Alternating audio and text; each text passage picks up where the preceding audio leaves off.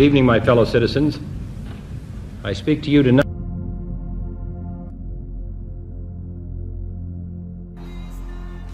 Eager to show he will deliver on his campaign promises, Donald Trump is asking for a sharp increase in military spending.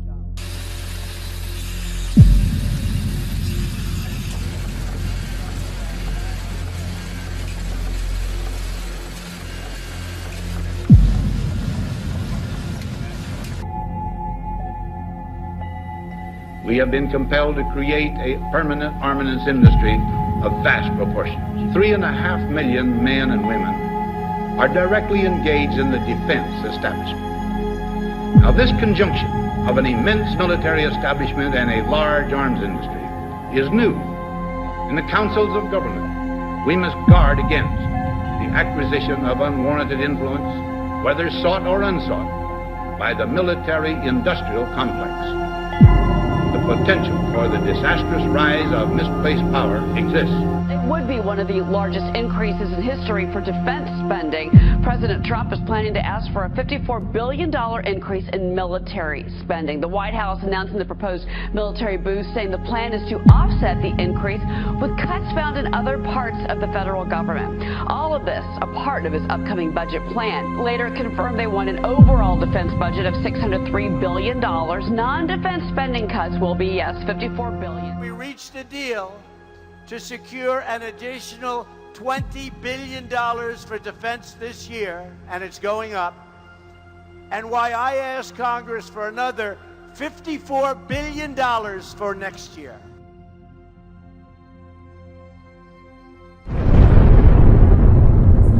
My fellow Americans, not long ago I received a letter from a woman in the Midwest. She wrote, "Dear Mr. President, in my humble way, I am writing to you about the crisis in Vietnam. I have a son who is now in Vietnam. My husband served in World War II, but now this time, it's just something that I don't understand. Why? Remember what the president said about Uncle Sam already spending at the rate of $100 million a day on this war? That's a lot in anybody's language. Production is rolling, and every day new production lines are swinging into action. Freeman Hota has been named to rule the Dominican Republic, and U.S. Marines were ordered into the country. Our role is to help the Lebanese put their country together. U.S. forces are engaged in action in Panama. To eject the Iraqi army from Kuwait. Armed forces joined our NATO allies in airstrikes against Serbian forces. In recent months, we have bombed Serbia, Bulgaria, Kosovo, Afghanistan, Sudan, Iraq, and China. We've got to double it. Make it $200 million a day. Our war on terror begins with Al-Qaeda, but it does not end there. If Saddam Hussein does not fully disarm, for the safety of our people and for the peace of the world, we will lead a coalition to disarm him.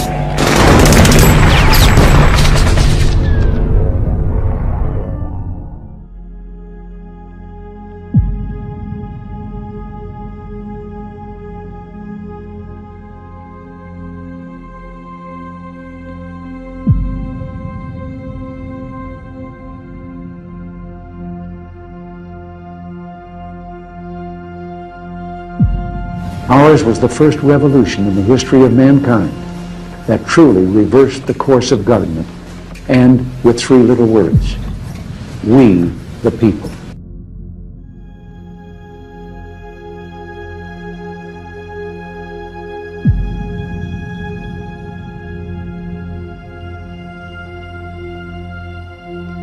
We, the people, tell the government what to do. It doesn't tell us. We, the people, are the driver. The government is the car, and we decide where it should go and by what route and how fast.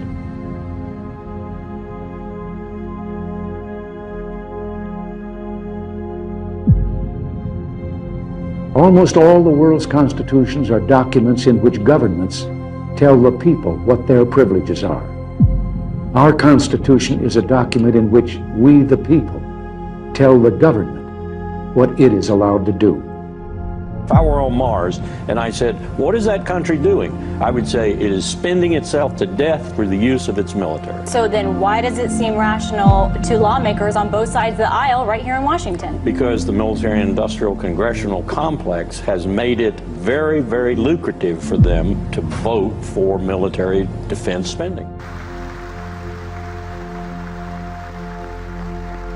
I was with you 4 months ago, and I knew that I had to be here today, and I told you I'd be back to congratulate you and the crew and everybody involved on commissioning the newest, largest, and most advanced aircraft carrier in the history of this world.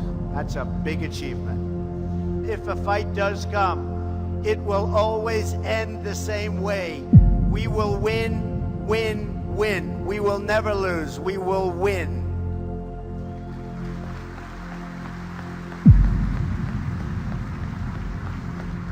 When it comes to battle, we don't want a fair fight. We want just the opposite. We demand victory, and we will have total victory. Believe me. Now we need Congress to do its job and pass the budget. $54 billion increase in military spending. Industrial complex has become much worse than President Eisenhower originally envisioned. First, there's the Congress. There's the defense and aerospace industry. And there's the institutional military itself. People say, by all means, cut defense. When you begin to look at what's likely to go away, people say, well, wait a minute, that's going to cost me my job. I'm not going to get reelected. I will lose money in my district, in my state. And so that's the real rub at this point. There are the voices of arms merchants, war contractors, of people who just make money off of war. They don't care where the war is or who it hurts. They just want to make money and push the U.S. into spawning another war. And members of Congress have to be wise as to when they're being played. And similarly, I've watched the magic of the FA-18. Fantastic, top-of-the-line, front-line fire.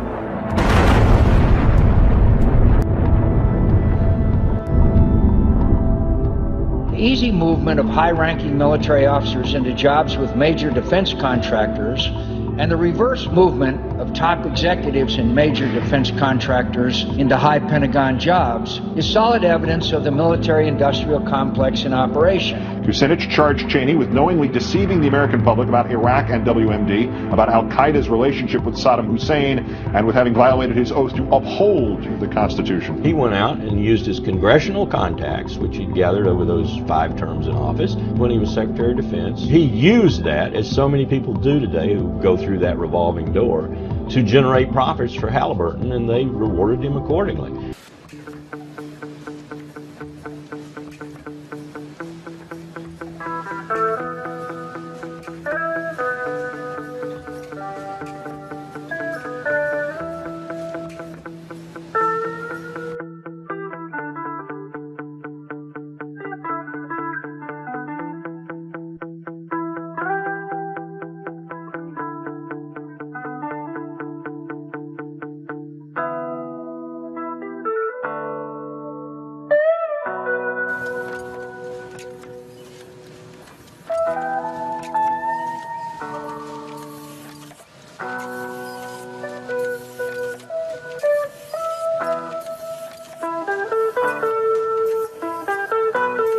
Once he becomes vice president, he gloats over the fact that they decided after 9/11, oh, this is a wonderful opportunity to take on every terrorist that has global capabilities in the world. We've lost trillions of dollars on these interventions.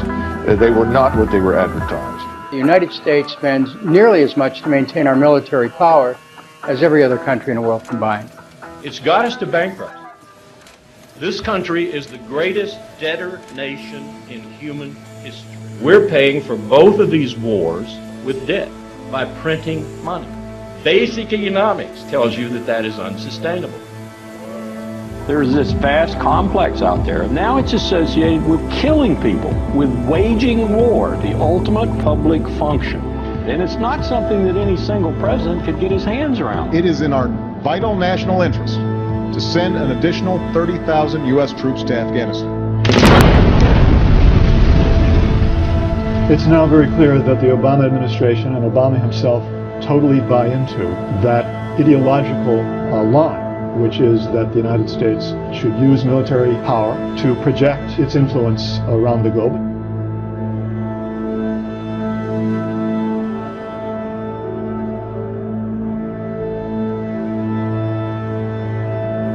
I have a great Marine who's the Chief of Staff, as you know, John Kelly.